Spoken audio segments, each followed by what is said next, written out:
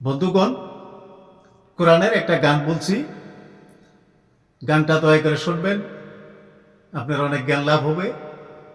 শুনুন গানটি।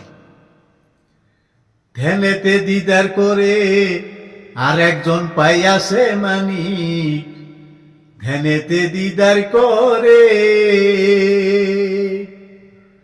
70,000 পর্দার, আরে 70,000 পর্দার আরে রাখছে কুরআন কাদের গনি, ধ্যানেতে দিদার করে আর একজন পাইয়াছে মানিক, ধ্যানেতে দিদার করে।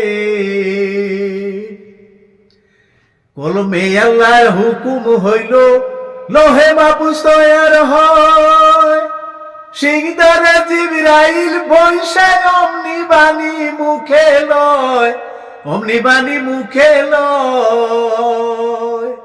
জিবরিল সন্ন্যতে উড়ে চলে যায় নবীজির দ্বারে, জিবরিল সন্ন্যতে উড়ে চলে যায় নবীজির দ্বারে। দয়ার নবী খবর পাইয়া বিলাই রহমতের বাণী, ধ্যানেতে দিদার করে আর একজন পাইয়াছে মানিক, ধ্যানেতে দিদার করে। বন্ধুগণ, ধ্যানে দিদার করলে তাইলে আল্লাহ লাভ করা যায়। তাইলে ধ্যানে বসে দিদার করে, যে ধ্যানে দিদার করলো আর একজন পাইল মানে, এটা কেমন কথা হইল? যে দিদার করলো সে মাপ মানে, কিন্তু কইছে আর একজন পাইল মানে। এই দিদার করলো কেরাবা মানিক্য পায়ে গেল রাসূলুল্লাহ সাল্লাল্লাহু আলাইহি সাল্লাম। উনি যখন হীরার গর্তের মধ্যে কঠোর সাধনায় বসছেন, আর তখনই আল্লাহ তাআলা ওনার উপরে এই কুরআন নাযিল করে দিলেন। জিবরাইল আলাইহিস সালাম এই নবুয়ত নিয়ে নবীজির কাছে হাজির হলো। এটাই একটা মানিক্য। তাই আল্লাহ যখন হুকুম দিল কলমের, যে তুমি লেখো লা ইলাহা ইল্লাল্লাহ মুহাম্মাদুর রাসূলুল্লাহ, জিবরাইল লিখলো আর লোহ মাহফুজে এই কালামটা লিখে দিল। লেখছিল সর্বপ্রথম আলিফ, তারপরে বা, দুইটা অক্ষর লেখছিল। যাই হোক, আখরের ব্যাখ্যা বলবো না, গানের ব্যাখ্যা বলছি। তাহলে জিবরাইল যখন লেখা শেষ দিল, তখন জিবরাইল এই বাণী আল্লাহর হুকুমে নিয়ে এসে রাসূল সাল্লাল্লাহু আলাইহি সাল্লামকে পৌঁছাই দিলেন। তাই রাসূলুল্লাহ এই বাণী সমস্ত মানুষের কাছে উনিও পৌঁছাই দিলেন। তো সমস্ত মানুষ এই আল্লাহর বাণী পাইয়া, আল্লাহর কালাম পাইয়া সবাই আল্লাহ ও রসুলের প্রতি এগিয়ে যাইতে থাকলেন। তাই বলছে, আল্লাহর বাণী একটি হরফ যদি কারো নসিব হয়, তার জন্য দুযুগ হারাম, এই কথা কুরআনে কয়, এই কথা কুরআনে কয়। আল্লাহর বাণী একটি হরফ যদি কারো নসিবে হয়, তার জন্য দুযুগ হারাম, এই কথা কুরআনে কয়, এই কথা কুরআনে কয়। এখন নবী জিন্দা নাই, কুরআন কোথায় পায়? নবী জিন্দা নাই, কুরআন কোথায় পায়?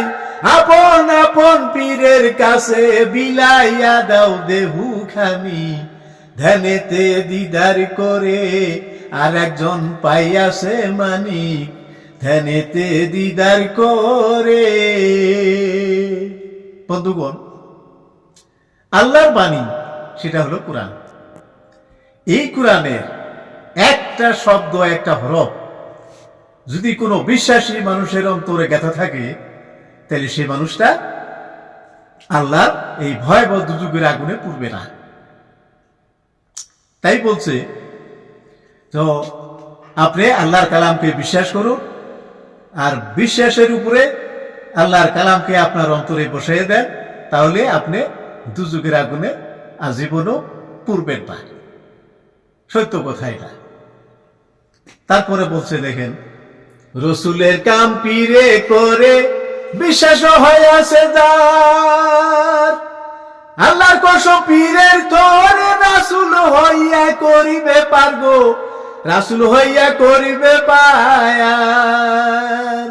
রাসূল আছে বর্তমান তারে সিনরে হাসান, রাসূল আছে বর্তমান তারে সিনরে হাসান। দয়ার মুর্শিদ এত পাষাণ ধরা দেয় না চরণ খানি, ধ্যানেতে দিদার করে আর একজন পাইয়াছে মানিক, ধ্যানেতে দিদার করে, ধ্যানেতে দিদার করে আর একজন পাইয়াছে মানিক, ধ্যানেতে দিদার করে। বন্ধুগণ, এই যে বলছে কথাটা, রসুলের কাম পীরে করে, এটা বিশ্বাস যদি কারো আছে তাহলে সত্যই তাই হবে। যেমন পীরে যে আদেশ দিতেছে, যে কর্ম সৎকর্ম করার জন্য উপদেশ দিতেছে, এইটা যদি মুরিদে করে তাহলে এই আদেশটা যেমন রসুলেরই দিল আর রসুলের আদেশই পালন করলো। তারপরে আল্লাহ বলছে যে কোনো মানুষ যদি রসুলকে অনুসরণ করলো তাহলে সে জন্য আমাকে অনুসরণ করলো, তাহলে রসুলকে তাবেদারি করব, এই তাবেদারিটা আমার করা হলো। তাহলে আপনি রসুলের তাবেদারি করুন, পীরকে অনুসরণ করুন, পীরের কথা মেনে চলেন। যদি বায়াত হন নাই তাহলে তাড়াতাড়ি বায়াত করেন, পীরের কাছে আসেন, পীর আপনাকে সৎ রাস্তা দেখাই দিবে, সৎকর্ম বইলা দিবে, সৎ রাস্তা দিয়ে যান আর সৎকর্ম করেন, রসুলকে আর আল্লাহকে পেয়ে যাবেন।